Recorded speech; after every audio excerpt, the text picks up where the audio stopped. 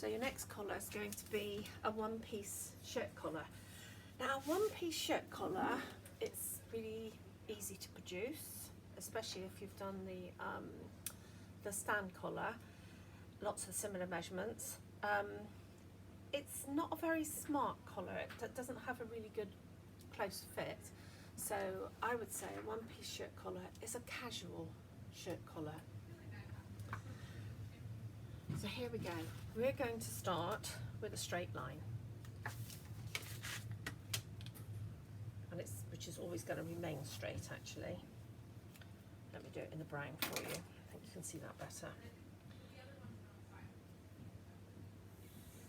Much of the measurements that we need are the same as we needed before. So we need to know the measurement of the neckline.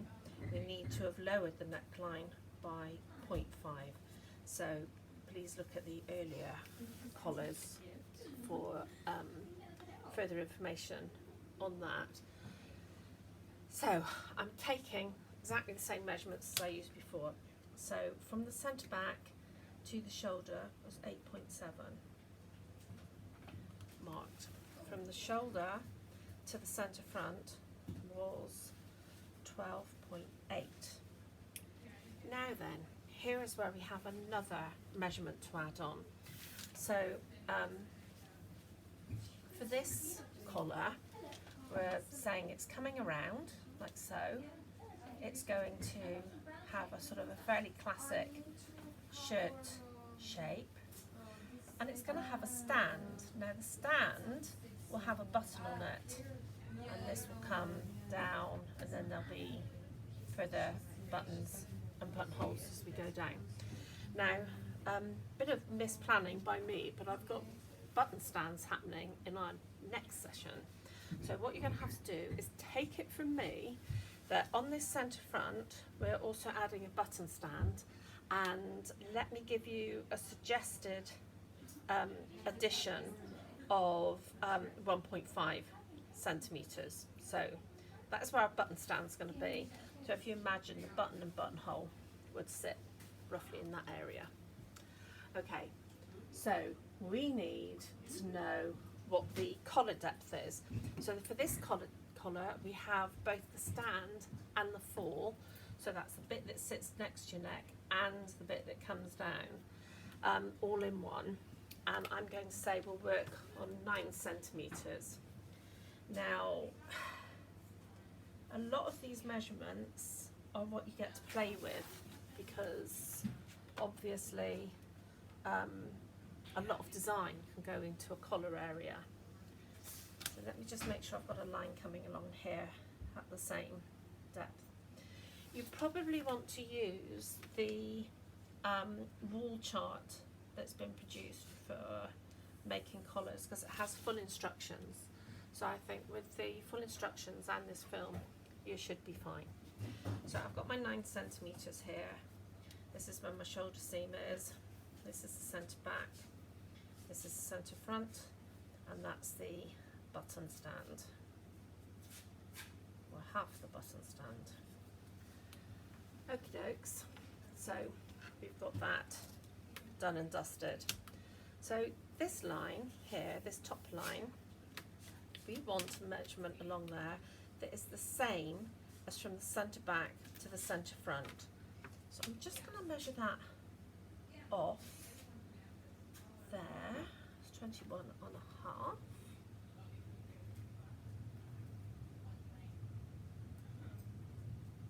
There. Lovely. And I am going to add another 2 centimetres to that line.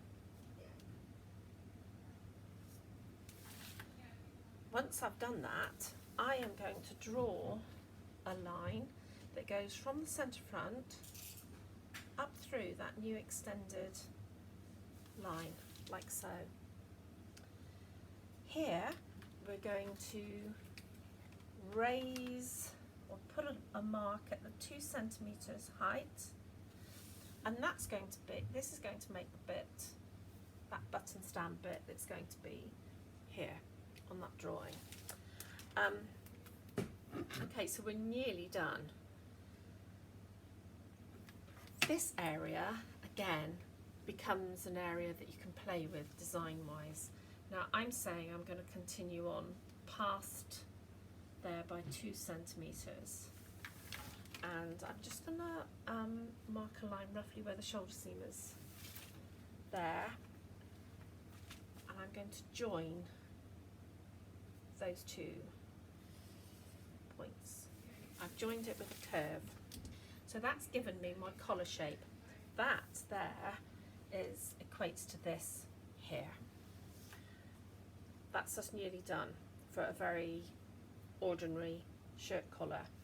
Like I say, this bit, this angle can be different, this can be long. If we think 1970s, heavens, I had a shirt that did that and then had a bobble on the end. So in this vicinity, which is this vicinity, is where you get to do a lot of your designing when it comes to a shirt. Okay, now we've done the draft, we need to think about the pattern. So exactly the same as with the other collars we've mentioned today, we're going to have a top collar and an under collar, and the under collar is going to be slightly smaller. So I'm taking about 0.4 off here, 0.4, 0.4, and then as we get towards the point of the collar, I'm taking away to nothing.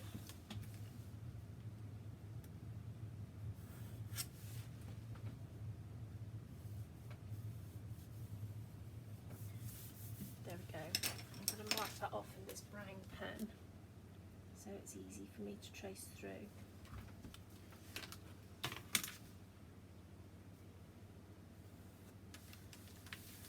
So we have the top collar, which is bigger, and we have the under collar, which is smaller, and now we need to trace both off.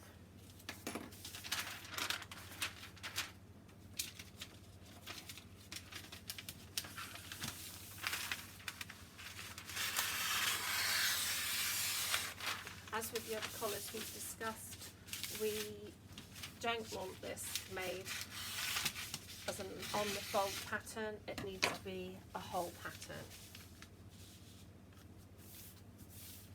Okay, so let's trace it off and put our seam allowance on. So this is the top collar, so I'm tracing the largest of those lines off.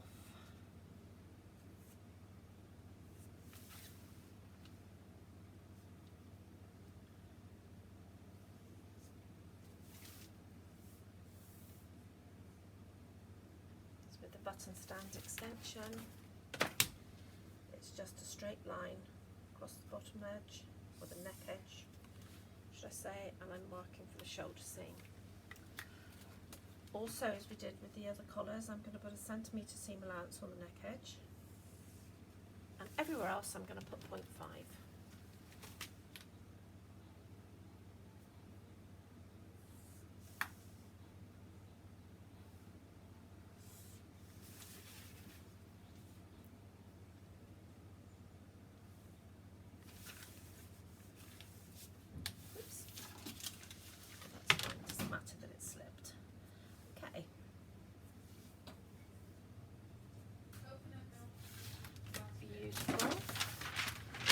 That in half.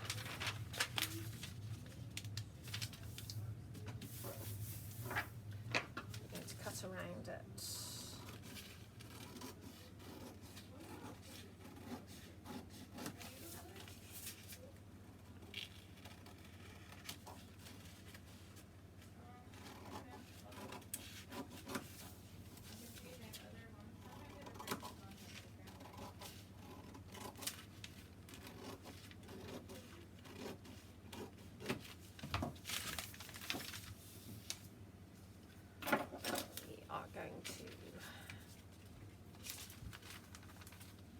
Notch for the shoulder,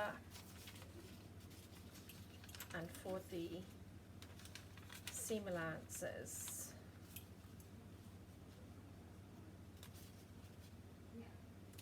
you may want to put a little notch there where the stand ends, and we are gonna want a notch at the centre back on the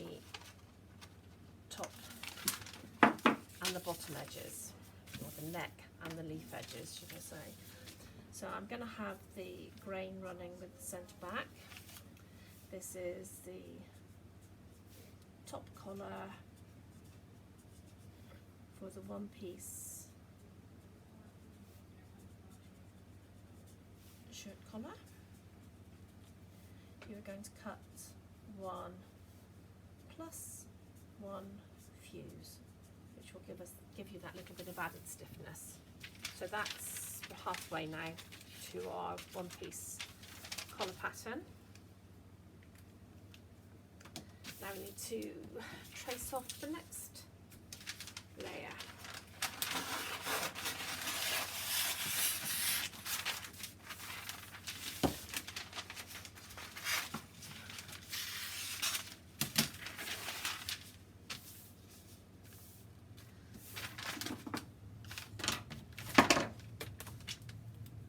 Trace off my centre back first.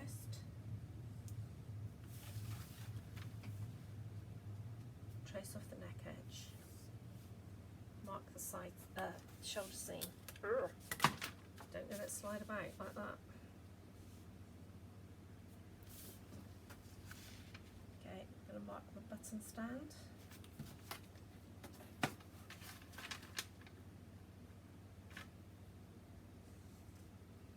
But in this case, because this is the undercollar, I'm going to be tracing the smaller line, because we want this seam to sit to the underneath, not show when we're looking at the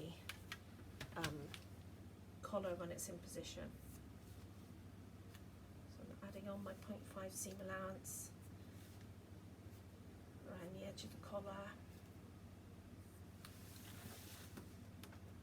I think, is this going to be the first time you're going to be being asked to sew 0.5? Just as you're getting used to sewing a centimetre. How annoying. Oh, I just thought of a notch that I haven't put on the other piece that needs to go on. And that is the centre front notch. I can do that in a moment. There you go, I'll mark it on here. This is going to fold in half. Again, for your tech folder, if you can give me your workings out and also give me the collar, that's great. Having the workings out, we could call this the master pattern, is great because it means if you are like me and a bit dozy and forgotten something, it's easy to go back and put it right.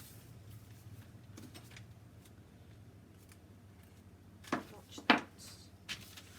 Okay, so now I have the undercollar. So it's under collar for the one piece shirt collar. It's going to be cut 1 plus 1 fuse. Sometimes you might find that you only want to fuse the top or the bottom collar, depending on how stiff you want the collar to be. If you're only going to fuse one of them, you will fuse the top collar. In this instance, we're fusing both.